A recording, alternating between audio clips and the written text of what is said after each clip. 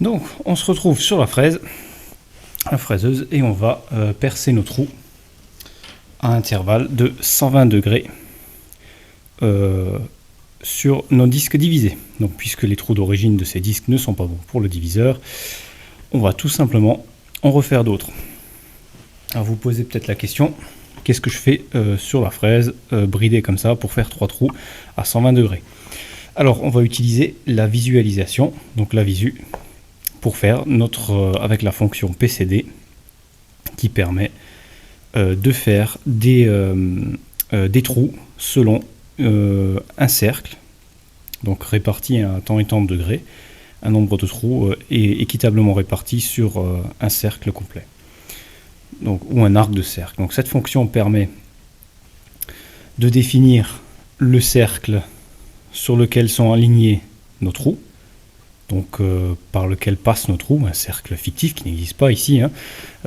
C'est simplement là où les trous sont disposés, puisqu'ils sont disposés forcément sur un cercle. Sur le cercle d'origine du diviseur, c'est 54 mm. Donc la visu permet de donner cette information.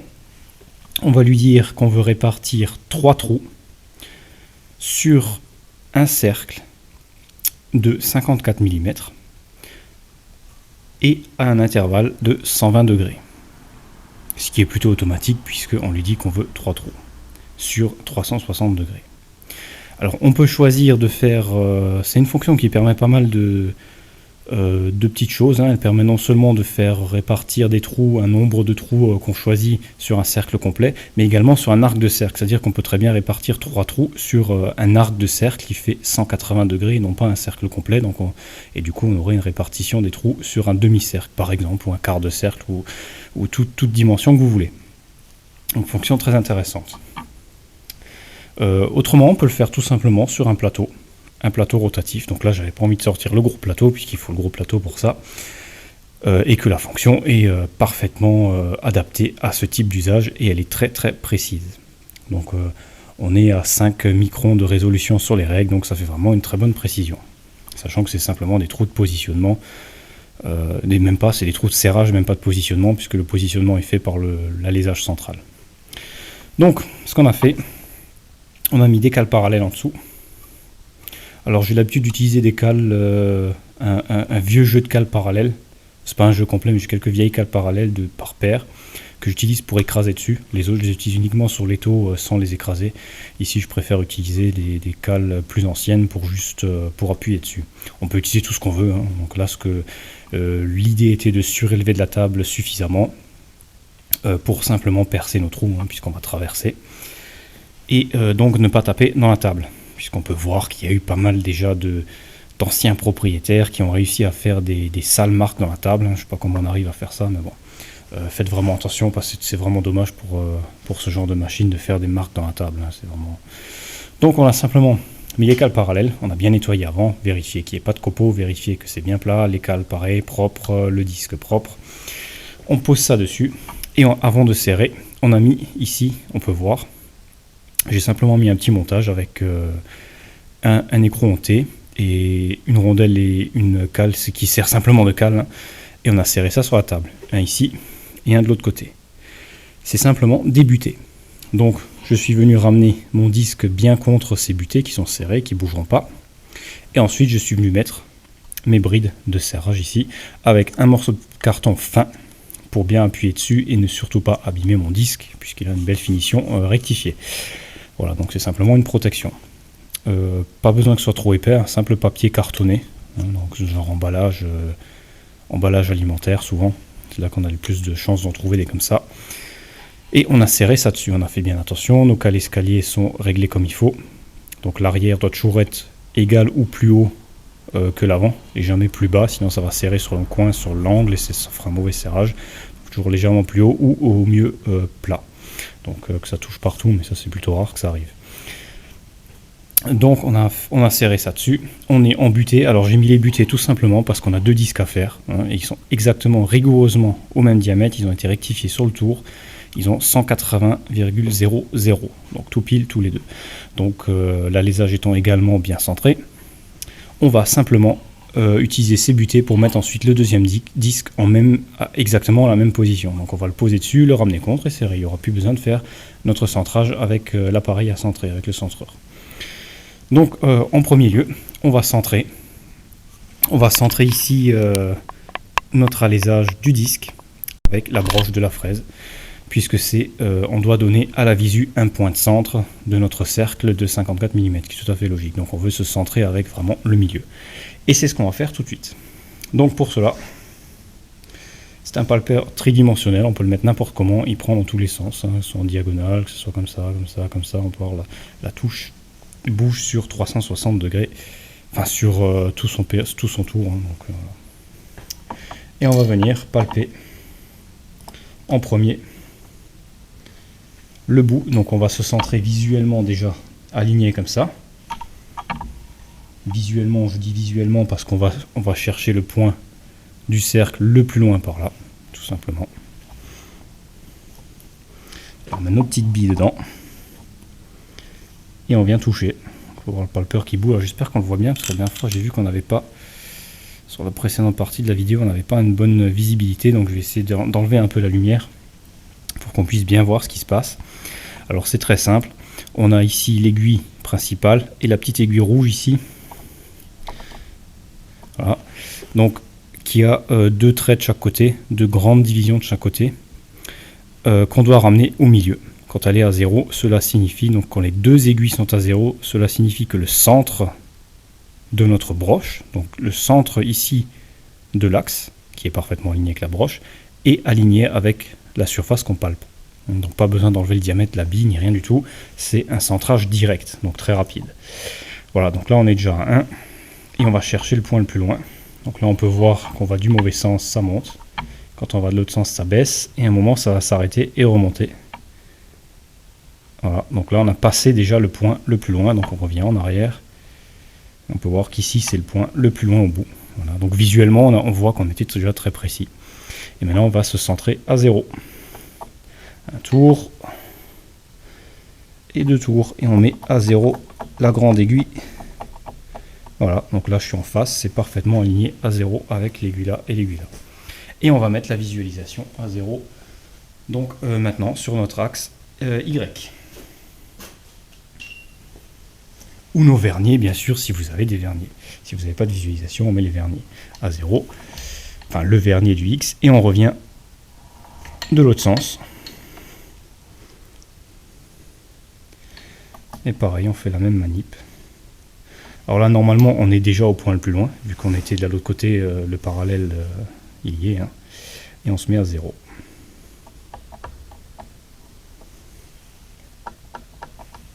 Si on connaît le diamètre de notre alésage, on n'a pas besoin de faire cette manip. Là, je le fais pour montrer, je sais que l'alésage fait parfaitement 30 mm. Donc si j'avance de 15 mm, je serai forcément au milieu. Donc là, je vais juste faire une vérification. On se met à 0. Hop, avec les deux aiguilles. Parfait. Et on est bien à 30 exactement sur la visu. Donc on fait une division par 2, ce qui nous fait 15 mm. Hein, donc on va le faire Y divisé par 2, qui nous visu nous met automatiquement, nous affiche maintenant 15. Les verniers c'est pareil, hein, on vient à 15, on vient à la moitié, hein, tout simplement, on divise par 2, rien de spécial. Et on se met à 0. Hop.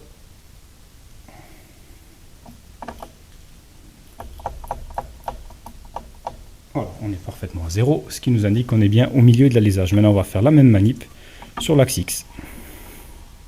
Donc là, plus besoin de palper le point le plus loin. On est au milieu, on est forcément plus loin. C'est logique. Et on se met direct à 0. Et on met axe X 0. Et on vient bouger de 15 mm. On peut faire la même manip de l'autre côté, hein, pour montrer si on a un alésage qu'on ne connaît pas le diamètre. Cette manipulation peut également être utilisée pour mesurer un diamètre avec grande précision. Par exemple, si on a une visu surtout, c'est parfait. Parfaitement à 0. 8.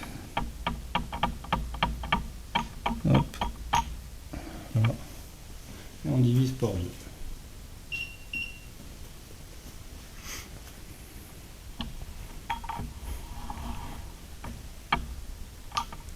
Voilà. Hop, j'ai un peu trop loin. On se met sur 0 ou à la moitié avec les verniers. Et on est maintenant parfaitement centré. On va donc changer d'outil. Et je vais vous montrer comment programmer la visu pour le mode PCD, donc pour les trous sur un arc de cercle ou un cercle complet. Voilà donc une vue de l'écran de la visu. Et on va programmer notre mode pour les trous sur un arc de cercle ou sur un cercle. Donc le mode est appelé PCD. Alors, on est donc à 0 sur nos deux axes. Hein. On avait pris le milieu donc, de notre alésage. L'axe Z n'a aucune importance, on ne l'utilise pas. Donc pas pour cette opération-là, il ne sert pas. Alors on peut aussi faire, ici on va faire des trous à plat. Donc en utilisant la pièce est disposée de façon horizontale. Donc on va faire les trous sur un axe en utilisant l'axe X et Y pour se déplacer. Alors on peut utiliser la visu aussi pour faire ce même type de trou, donc de répartition de trous, en utilisant par exemple l'axe Z et Y, donc sur une pièce qui serait disposée comme ça, ou alors entre Z et X sur une pièce qui serait disposée comme ça, et on voudrait percer les trous de cette manière-là, donc une pièce disposée verticalement sur la table. Donc nous on va utiliser à plat, donc on va utiliser X et Y. On va donc rentrer dans le mode ici, donc on peut voir ici le petit logo avec justement les trous mis sur un périphérique de cercle. Voilà. Et il nous met PCD XY. Donc c'est ce qu'on veut, comme j'ai expliqué juste à l'instant, on utilise XY, on peut changer avec les flèches pour choisir les autres modes. Donc là on est en XY, c'est parfait, on appuie sur Entrée. Ensuite, CT POS, donc CT position, donc c'est les coordonnées de départ, donc le point central du cercle sur lequel on veut répartir nos trous, nos perçages. Alors c'est le 0 qu'on a pris juste avant, donc on choisit 0, 0. Vu qu'on veut être à 0, ça peut être un chiffre autre, si on ne met pas la visu à 0, si on a déjà notre point de départ ailleurs sur une pièce, hein, qu'on a fait plusieurs opérations, et qu'on a un plan qui nous dit, voilà, notre centre de ce cercle est à tel et tel endroit, on rentre les coordonnées, et puis il nous mettra automatiquement à la bonne position. Donc là, c'est 0. Ensuite, diamètre, donc j'ai déjà mis avant, hein, avant de mettre la caméra en route, j'ai tout programmé pour que ça va plus vite. Donc dia, c'est pour le diamètre de notre cercle sur lequel on veut répartir nos trous, dans notre cas 54 mm. Donc pour modifier, c'est très simple, hein. Il affiche la valeur, on a juste à appuyer sur le clavier et ça modifie, pardon, hop, 54 et entrée, voilà, c'est validé, et on appuie sur entrée pour passer à la suivante. Alors ensuite, STANG, donc starting angle, donc c'est l'angle de départ. Alors, pour illustrer la chose, c'est l'angle à laquelle on veut commencer le premier trou. Donc, je vais vous montrer ça plus en détail. J'ai disposé ma pièce sans faire attention où étaient les trous d'origine. Et ils ne sont pas bien alignés forcément puisque ça tombe pas juste. Donc si je mettrais mon angle à 0, 0 c'est l'axe X. Si je mets à 0, 0 degré, mon premier trou irait commencer tout droit ici. Hop, il viendrait là, et donc il tomberait forcément trop près de l'autre. Donc j'ai demandé à commencer mon angle à moins 40 degrés, ou plus 40 degrés, c'est comme on veut. Donc là, moins 40, ça va nous ramener, l'axe 0 degré est ici en X, moins 40, ça va nous ramener de 40 degrés vers le haut, vers ici. Donc sens des aiguilles d'une montre, c'est négatif, et sens opposé, c'est positif. Donc si j'avais mis 40 tout court, donc qui équivaut à plus 40, on serait venu de 40 degrés vers ici. Donc là j'ai voulu aller de 40 degrés vers ici, j'ai indiqué mon positionnement du premier trou ici à moins 40 degrés. Donc au lieu de commencer mon premier trou là, il va commencer 40 degrés plus loin. Donc il va tomber à peu près visuellement, j'ai mesuré, hein, 40 degrés, ça tombe visuellement à peu près entre les deux ici. Donc voilà, donc ça me ramènera à peu près là. Voilà, donc moins 40 degrés. Si j'avais voulu commencer tout droit, j'aurais mis 0 degré. Donc 0 degré, je serais venu tout droit, on aurait commencé ici. Ok. On met notre caméra en place. Voilà, donc moins 40. Pour venir entre moins et plus, c'est très simple, vous avez juste à appuyer ici sur plus moins et il change ici. Donc le moins écrit ici, moins 40 degrés. Ensuite, ending angle, donc c'est l'angle de fin, donc du dernier trou. Alors les trous sont répartis, et c'est là où c'est un peu, au début on tâtonne un peu, parce que la notice c'est pas génial. Donc j'ai fait plusieurs tâtonnements la première fois que j'utilisais ça, et encore maintenant, parfois, comme je n'utilise pas souvent, je me souviens plus comment ça fonctionne. Donc des fois il faut nouveau un peu chercher. Donc j'ai mis 200 degrés, alors pourquoi? Le premier trou, on va prendre l'exemple du premier trou à 0, et non pas à moins 40. Donc le premier trou est à 0 degrés. On veut répartir 3 trous sur un cercle de 360 degrés. Donc 360 divisé par 3, ça nous fait 120 degrés. Ok? Donc chaque trou est décalé de 120 degrés. Ce qui veut dire que le premier trou est donc, dans notre exemple, à 0 degrés. Le deuxième se trouve à 120 degrés plus loin. Et le troisième, qui est le dernier trou, se trouve à 240 degrés. Ok? Donc, pour vous montrer, je vais faire un petit dessin rapide. On a ici, ici et ici. Voilà, notre centre, je vous fais un petit croquis vite fait. 0 degré. Voilà. Donc admettons qu'ici, on a notre cercle de 54 mm qu'on veut répartir nos trous dessus. Chaque trou est réparti ici à 120 degrés. Et pour exemple, on commence à 0 degré. Donc c'est juste l'exemple. Donc on commence à 0 degré. Notre premier trou, il va nous ramener au premier trou, 0 degré. Le deuxième est 120 plus loin. Donc positif ici, comme j'ai expliqué. Vers haut, c'est négatif sur la visu. C'est pas très logique, mais bon, peu importe. C'est comme ça que ça fonctionne. Donc le premier 120 degrés et le dernier est à 240 degrés. Donc si on avait commencé à 0 degré, on aurait mis 240 degrés. Il nous aurait terminé notre dernier trou ici. Alors, il nous demande ça, pourquoi? Parce qu'on ne veut pas forcément le faire sur un cercle complet, vu qu'elle a la fonction qui permet de faire, par exemple, sur un demi-cercle. J'aurais mis 100 degrés, il m'aurait réparti sur une beaucoup plus petite, sur un arc de cercle, mes trous, et non pas sur tout le tour. Donc, si on veut commencer à 0, le dernier trou se trouve, avec 3 trous, se trouve à 240 degrés. Or, on a commencé notre premier trou vers ici, donc à moins 40 degrés dans notre exemple. Donc, comme on va le commencer à moins 40, on doit déduire ces 40 du résultat de 240 ici. Donc, au lieu de donner 240 degrés, on déduit nos 40 et ça nous donne le dernier trou par rapport au 0, vu que pour lui le 0 ici, le dernier trou se trouve à 200 degrés.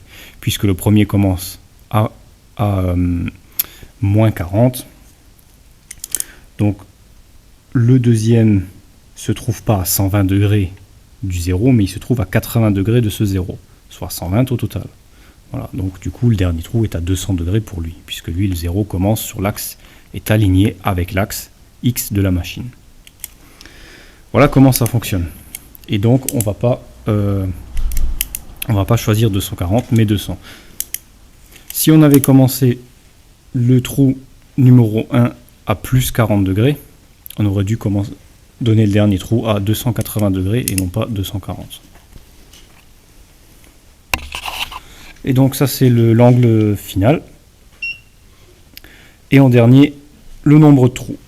Donc là on veut répartir 3 trous sur toute la circonférence du cercle. On appuie donc sur Entrée et c'est terminé. Alors, donc là maintenant, il nous dit trou numéro 1. Il faut déplacer notre axe X de 20,68, notre axe Y de moins 17,355. Donc en faisant ça, donc on va ramener les axes X et Y à 0 et on sera exactement à la position du premier trou. Une fois que le premier trou est percé, on appuie sur la flèche, donc trou numéro 1, pour avoir le trou numéro 2 et on va jusqu'à 0. Ici de nouveau comme avant. Et pareil pour le trou numéro 3. Et c'est terminé. Si on rappuie dessus, on revient à nouveau au premier. Voilà, on peut donc maintenant commencer les perçages. On va donc maintenant se placer à 0, donc avec la visu pour le premier trou.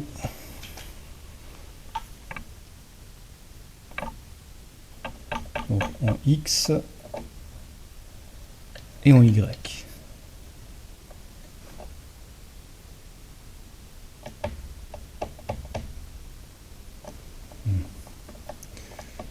Hop.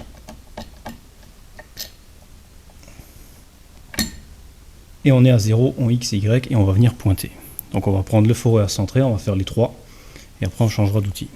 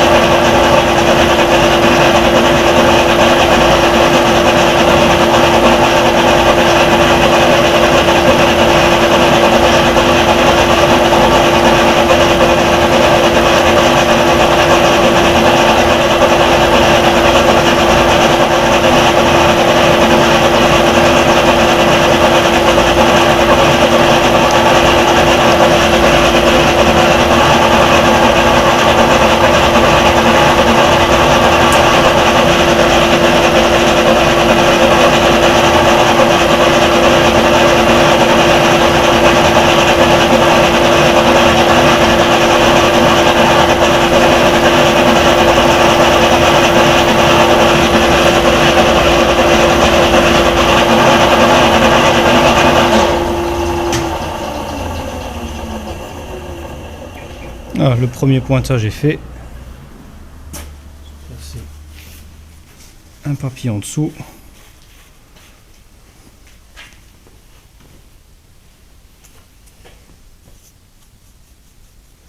Parfait. Et on va venir pointer le suivant. Donc, sur la visu. Numéro 2 et on se place en position.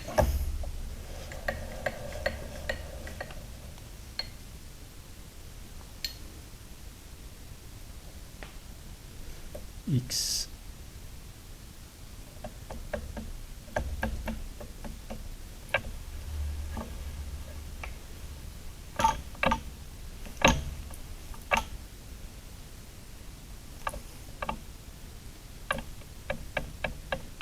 Zéro et 0.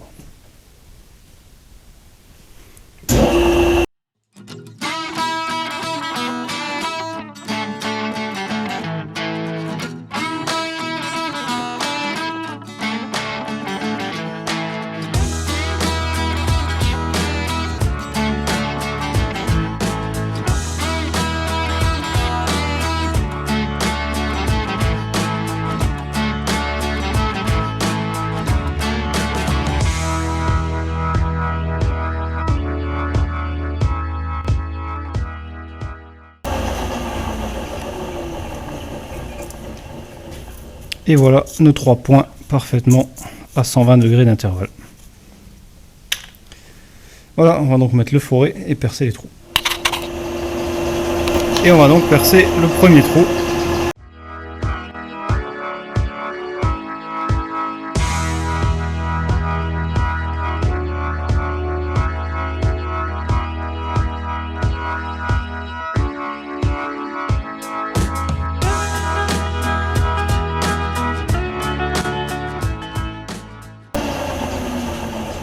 Et voilà le premier trou, parfaitement percé à 6 mm. Alors sans lubrification puisque c'est de la fonte. Et en y allant doucement. Voilà, je vais donc faire la même chose pour les autres. Et je vous reprends après. Voilà, on a donc maintenant fait nos 3 trous. Donc j'ai percé, nettoyé. Et j'ai mis maintenant une fraise pour faire mon lamage, parce que j'ai pas de forêt à lamer à cette taille. Je n'ai pas tout court, ou quasiment pas. Un fourré à lamer, c'est quoi? C'est un fourré avec des arêtes de coupe sur les bords, et au milieu une petite tige cylindrique ronde qui vient se guider, qui vient se loger dans le trou déjà percé, tout simplement. Donc pour qu'il soit guidé, il ne puisse pas bouger. Alors ça marche très bien avec une fraise, ça ne demande pas une grande précision. Donc c'est beaucoup plus gros que les trous lents, comme vous pouvez voir. Ceux-ci d'origine sont de toute façon trop petits.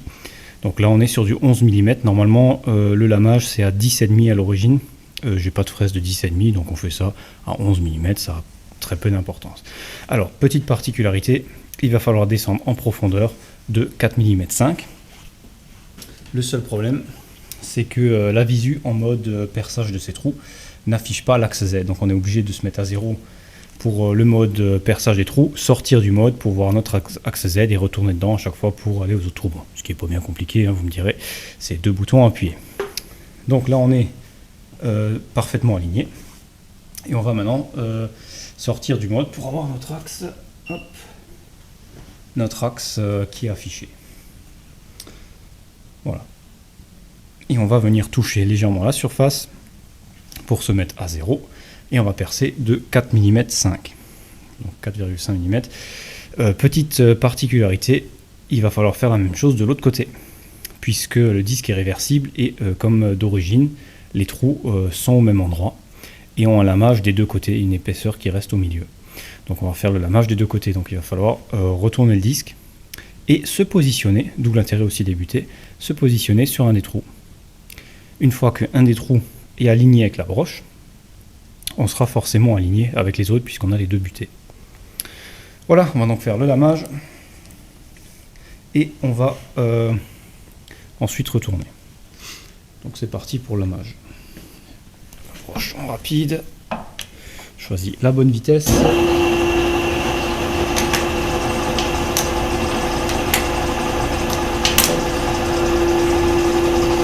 Et c'est parti.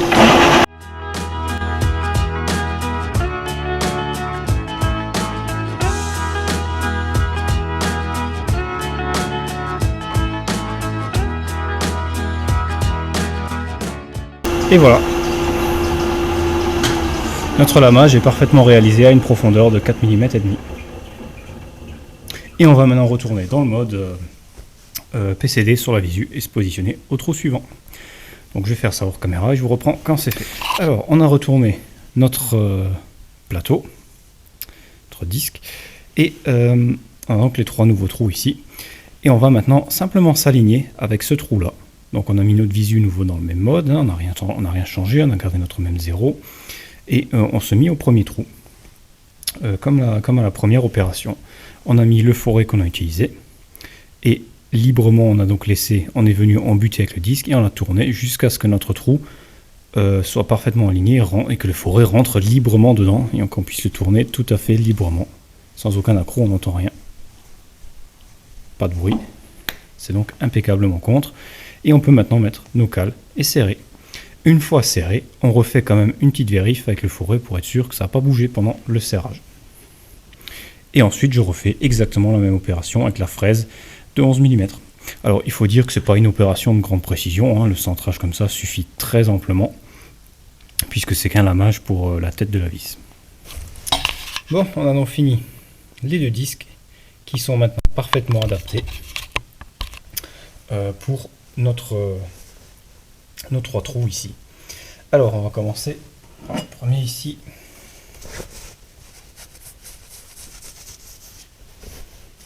Et on peut voir nos 3 trous parfaitement réalisés.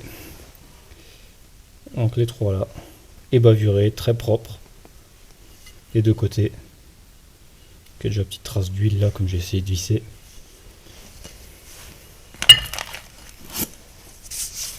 Et pareil pour le second.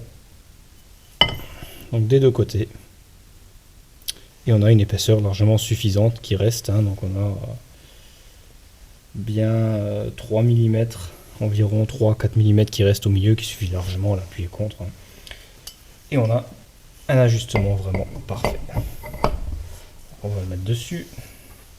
On ira utiliser ces vis là, 6 pans creux, que après mesure, donc je peux les réduire en épaisseur. Ici je dois enlever 1 mm et demi. Il restera largement assez de l'alésage creux ici pour la clé Allen. Ça sera largement suffisant. Alors on va aligner ça avec les trous. On a le premier en haut. Donc celles-ci sont trop longues, les vis, hein, pour l'instant. Il faudra aussi les raccourcir en longueur, pas seulement la tête. Mais peu importe, ça permet de voir si l'alignement est bon. Tous les vis doivent rentrer facilement sans dureté.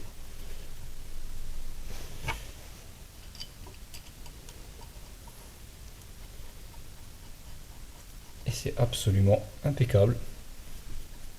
Aucune dureté, on peut les visser à la main jusqu'au bout. Et on peut voir qu'on peut même tirer facilement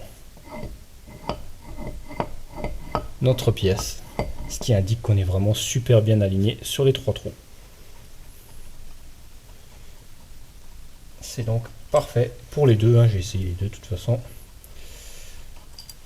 Et là on a vraiment un très bel ajustement. On peut voir donc la technique à la visualisation est vraiment une technique de précision, de très bonne précision. Une technique facile à mettre en œuvre, rapide, qui évite l'installation d'un plateau diviseur. C'est donc absolument impeccable pour ce genre d'opération. Donc on peut voir ici, lorsqu'on prend nos vis, on peut voir qu'ils dépassent légèrement, hein. Donc il va falloir enlever normalement 1,4 mm, on est à ras, donc on enlève 1,5, ça laisse un dixième de battement, donc de jeu, et ça sera impeccable. Comme dit, c'est pas des vis qui sont serrées fort, c'est des vis qu'on serre juste pour maintenir en place, c'est tout, donc il n'y a pas besoin de gros serrage. Et on a aussi reçu donc le nouveau mandrin qui va venir sur ce diviseur. Alors un Ladner 155 mm avec des morts standards, donc en sens normal. Il me restera à trouver un jeu de mort inversé. Donc merci à Pitch du forum usinage.com pour ce mandrin, donc qui m'a vendu sur le forum. Fonctionne très bien, je l'ai ouvert, j'ai vérifié les morts, la spirale, super état, c'est comme neuf, hein, ça tourne très bien sans aucun jeu. Une petite marque ici à l'intérieur, un coup de perçage à l'intérieur du mort, on ne le voit pas ici, il faut l'ouvrir, mais sans importance sur l'usage, hein, il suffit d'enlever les points hauts et ça passe impeccable. Donc il sera fixé par l'arrière avec 3 trous, fixation standard, hein, plateau normal, sur épaulement. Il y a des trous qui ont été rajoutés ici. Alors je sais pas du tout à quoi ça sert parce qu'ils sont alignés vraiment bizarrement. On en a 2 ici et un là. C'est pas du tout. Il n'y a aucune symétrie. Et pareil à l'arrière, il y en a qui ont été rajoutés. Alors je sais pas, mais bon, peu importe, ça gêne en aucun cas l'usage, hein, c'est juste par curiosité. Mais il est absolument impeccable pour ce diviseur. La bonne taille et tout ce qu'il faut. Voilà, donc maintenant on a adapté les disques. C'est chose faite. On va donc maintenant s'occuper, donc après le disque, on va s'occuper des petites bagues ici qui vont appuyer sur notre compas. Donc les bagues qui vont venir en appui dessus là pour guider notre compas et l'appuyer dessus. Donc il y en a 2 à faire. 2 parce qu'il faut des épaisseurs différentes puisque le disque d'origine est plus fin, donc il faut une autre bague. Et pour les 2 autres disques, il faut une plus épaisse. Voilà, donc de ce côté-là, ça sera pas bien compliqué, un peu de tournage. Et ensuite, on pourra s'occuper en dernier, donc qui sera la dernière étape, la dernière belle étape, hein, puisqu'elle est assez conséquente à faire. C'est un travail assez intéressant à faire autour, qui sera la réalisation du faux plateau pour fixer notre mandrin. Donc ça sera ajustement de précision qu'on a besoin pour la broche, plus un filetage. Filetage, plus ensuite les 3 trous nouveaux, donc comme ici, on pourra utiliser la visu de la même manière pour faire les fixations du mandrin et la fixation du disque de division rapide. Donc il va falloir voir encore comment faire tout ça, et ça sera la prochaine étape après les bagues. Nous voilà donc sur le tour, et on va donc usiner ces fameuses 2 rondelles, là, ces 2 bagues d'appui. Alors ce qu'on va faire, nos brutes ici qu'on va utiliser, on va donc faire en plusieurs étapes puisqu'on est confronté nouveau à une pièce relativement mince, ce qui est toujours un peu plus délicat on va dire à faire puisque on est limité en possibilité de serrage et d'usinage, hein, puisqu'on a toujours un minimum de serrage dans le mandrin. Et là, la deuxième, pareil, encore plus fin. Et on a notre plan, donc notre plan rapide, hein, vraiment. Il nous faut faire donc un alésage de 27 mm 27 et environ 2 centièmes de plus pour laisser un jeu libre, puisque ça doit être les coulissants libres. Et on va faire la partie extérieure, on est bon sur les diamètres des brutes, donc on va juste faire une légère passe de nettoyage pour l'esthétique, puisque ça n'a pas beaucoup d'importance, donc le diamètre extérieur n'est pas très important. Et ici on va faire un petit épaulement qui est, on va dire, purement esthétique aussi, puisque c'est juste esthétique pour pas avoir une grosse rondelle qui soit visible sur sur tout l'arrière. Donc on va faire un petit épaulement, et l'arrière de l'épaulement à 36 mm de diamètre.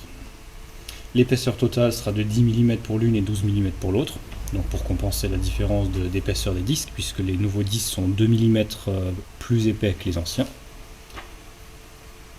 Alors, j'ai choisi de faire les opérations ici donc en plusieurs étapes. On va commencer par le côté là, donc sur cette chute, hein. On va serrer ça dans le mandrin en étant pas mal dedans, hein, quasiment au maximum, et on va faire un surfaçage à l'extérieur ici. Donc on va lisser cette face. Une fois que cette face sera lisse et parfaitement propre, on va tout simplement percer ici au milieu dedans. Alors là où c'est un peu pas toujours génial, c'est que on peut voir qu'elle est déjà percée. Donc on va essayer de venir au maximum dedans pour éliminer ce point si possible, mais je pense pas que ce sera possible comme il est quand même pas mal profond. Et de l'autre côté c'est pareil, hein. Donc celui-ci va pas forcément tomber au centre. Alors comment on va faire, et donc on va faire notre surfaçage.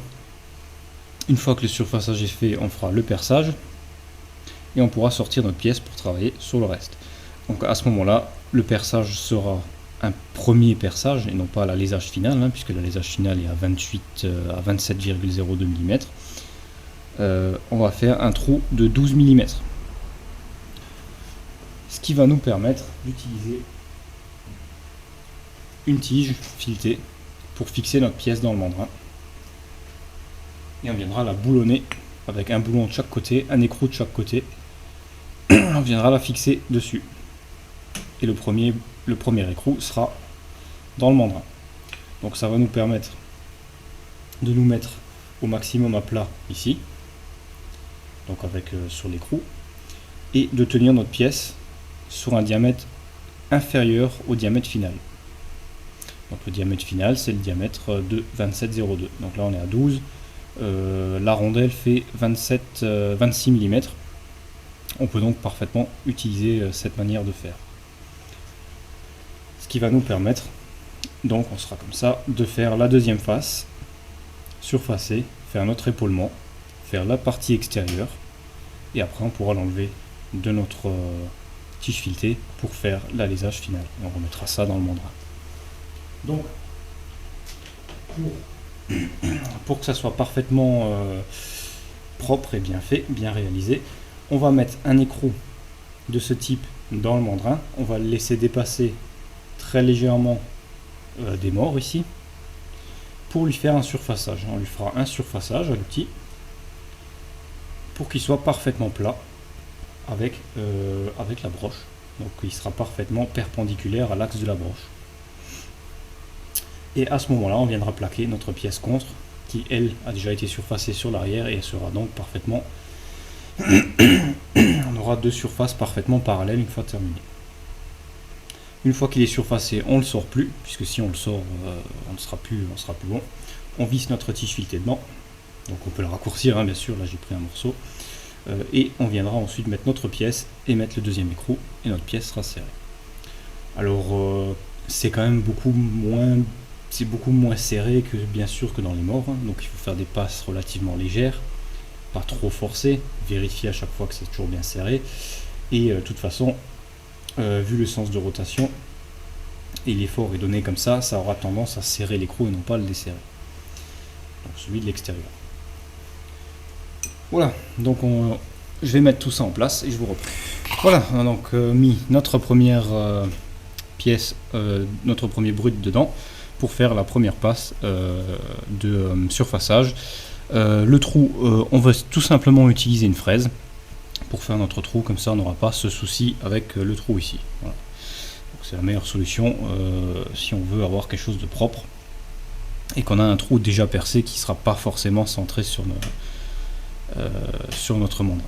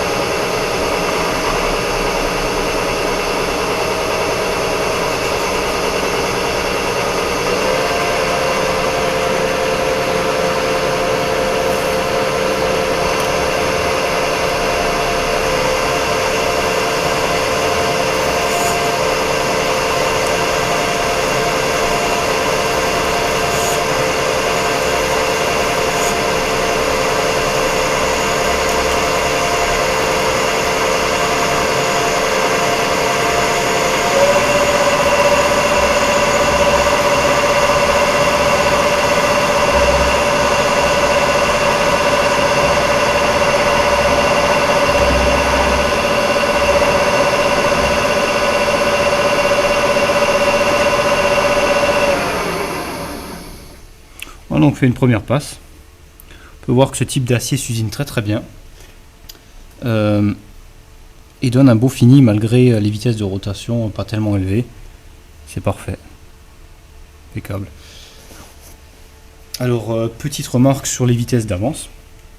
Quand vous avez un copeau qui se file, qui fait du filament du copeau emmêlé en pelote, donc comme ça a commencé à le faire au début, en général, alors soit le copeau est trop bleu et trop bleuit trop et commence à être très très chaud, très très bleu, c'est que la vitesse d'avance, la vitesse de coupe est trop élevée, donc il faut baisser la vitesse de rotation de la broche. Ou alors, s'il était comme ici, vous avez pu voir au début, commencer à s'enfiler, c'est que la vitesse d'avance de l'outil est trop lente, donc il faut augmenter la vitesse d'avance pour donner un plus joli copeau, plus gros, qui va se briser, puisque s'il est trop fin, il est trop souple, puisqu'on n'avance pas assez vite, il fait un copeau plus fin, qui est trop souple, et qui va tout simplement être tellement souple qu'il ne va pas se briser, tout simplement. Alors quand il est plus épais, il se brise plus facilement.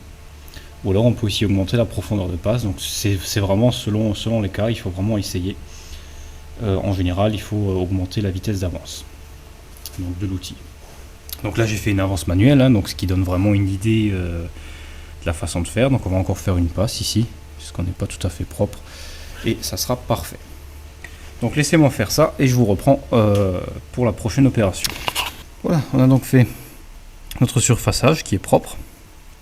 Donc juste de quoi nettoyer, pas de passe d'ébauche, hein, c'est juste de quoi nettoyer ce qu'on avait d'irrégulier avant. Et c'est propre. Donc on dégage l'outil au maximum, hein, comme on peut voir que ça touche pas. Tout ça c'est fixe, donc ça bougera pas. Et on va utiliser une fraise, tout simplement, puisque notre trou n'est pas centré, le trou était déjà dans cette pièce. On va utiliser une fraise pour faire notre pré-alésage, ou enfin plutôt notre perçage, plutôt, puisque c'est un perçage qui va maintenir provisoirement la pièce avec la tige filetée d'après. Et ça sera beaucoup plus simple comme ça. On va mettre une petite protection, histoire de ne pas avoir tous les copeaux à récupérer après.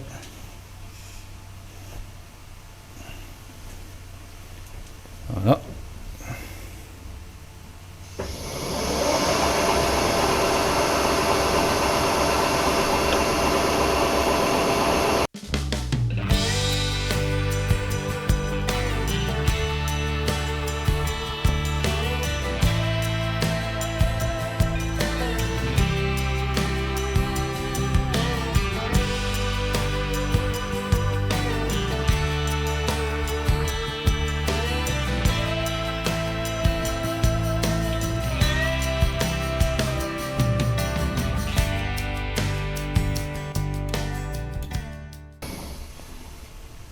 Voilà, on a donc passé notre premier trou. On a maintenant un fond plat pour utiliser, faire un perçage normal. Alors le problème c'est que cette fraise n'a pas de coupe au centre. Du moins ça bloque. Donc on ne veut pas forcer avec la fraise. On va maintenant refaire notre perçage, un pré-perçage standard. Voilà, on a donc mis un fourré à centrer maintenant. Et on va pouvoir, maintenant qu'on a un fond bien plat, on va pouvoir faire notre centrage. Et utiliser un fourré 12 pour terminer notre trou. Et ça sera parfait.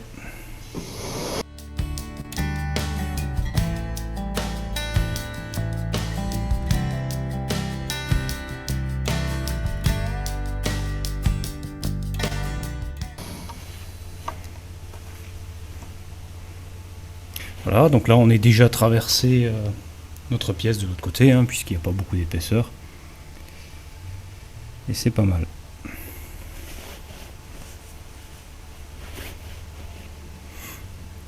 Voilà, je vais donc mettre maintenant le fourré et terminer le perçage.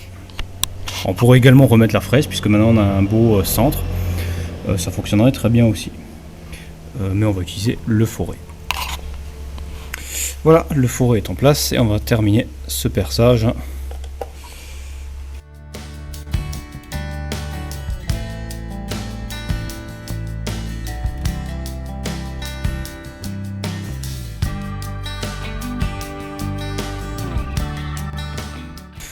Et voilà, notre perçage est terminé.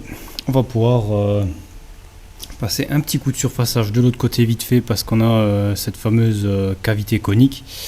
Qu'à vrai dire j'aurais dû d'abord faire l'autre côté, mais bon c'est pas grave, juste pour pouvoir mettre notre écrou proprement dessus. Voilà, j'ai donc terminé les deux bagues au niveau du surfaçage. Donc toutes les deux ont été faites, et perçage aussi, puisqu'on veut les faire en même temps, pour ne plus avoir à sortir cet écrou, puisque cet écrou j'ai passé un tout petit surfaçage ici, donc il dépasse très légèrement des morts là, et je l'ai surfacé pour qu'il soit parfaitement perpendiculaire, que cette face soit parfaitement perpendiculaire à la broche et que notre pièce tourne comme il faut. Donc on va pouvoir maintenant la fixer dedans. Voilà, on a donc fixé notre pièce dans le mandrin avec la tige filetée, donc tenue par l'écrou, en la serrant comme il faut. Bon, la rondelle est légèrement décalée comme l'alésage est un peu plus long, donc il faudra peut-être un petit peu mordre sur la rondelle pour arriver à notre bon diamètre, puisqu'elle est l'alésage d'une rondelle est toujours d'une rondelle légèrement plus grand que les boulons, donc elle a un peu de jeu, et donc en la serrant elle n'est pas tout à fait centrée. Sinon c'est pas mal, donc on pourra faire l'extérieur, on a un peu de jeu au niveau des morts qui suffira largement à faire ça, et on pourra prendre notre épaisseur jusqu'à la bonne épaisseur. Donc on va commencer par la partie externe, donc on veut juste nettoyer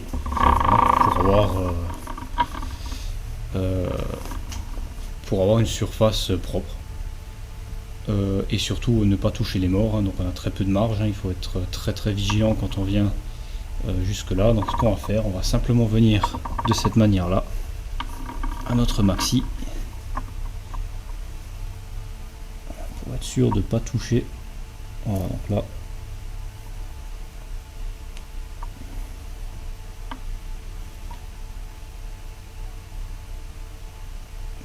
on va mettre notre maximum ici, c'est très proche, et on se met à 0. Comme ça on a juste à venir à 0 et on sait qu'on est bon.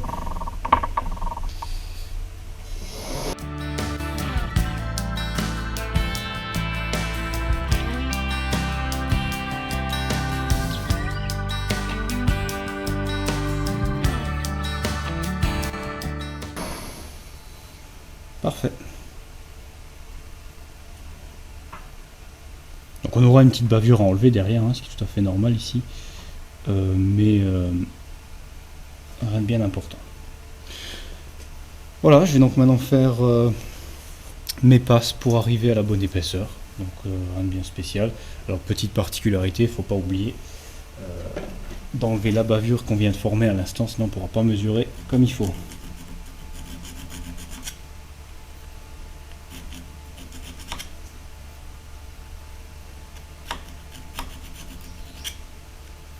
Voilà, donc point de mesure ici, on veut pas de bavure.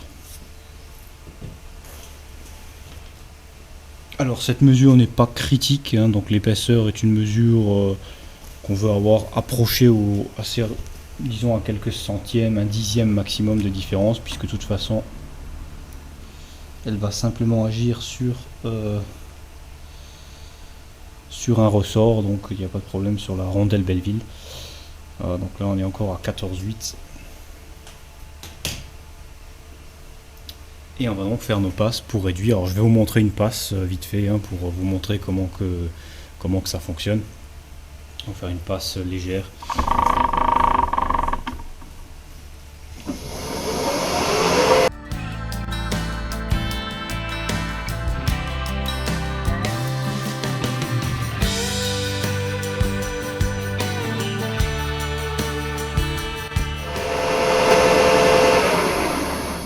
Voilà donc une première passe de 0,5 mm, donc un demi-millimètre de profondeur. Là on va pas y aller sur des passes d'ébauche de 3 mm hein, parce que déjà on n'a pas 3 mm à enlever et surtout vu la fixation on veut pas trop mettre d'effort puisque le point de fixation est sur un faible diamètre et pas sur une grande surface. Donc on va faire des petites passes tranquillement. On a mis un outil, une plaquette positive, qu'un angle de coupe plus positif qui va donner moins de, même si elle n'est pas, voilà, donc ça va donner beaucoup moins d'effort de coupe et donner, éviter donc de mettre trop d'effort sur la fixation.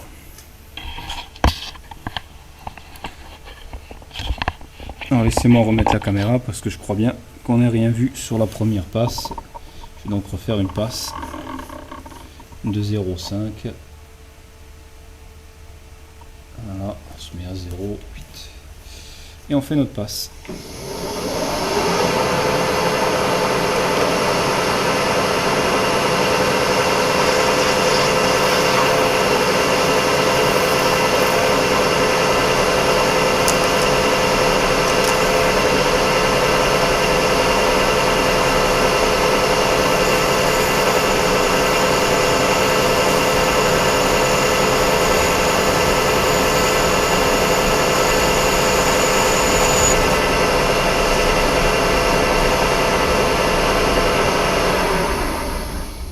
Voilà une passe rapide et on va continuer comme ça jusqu'à avoir une bonne dimension.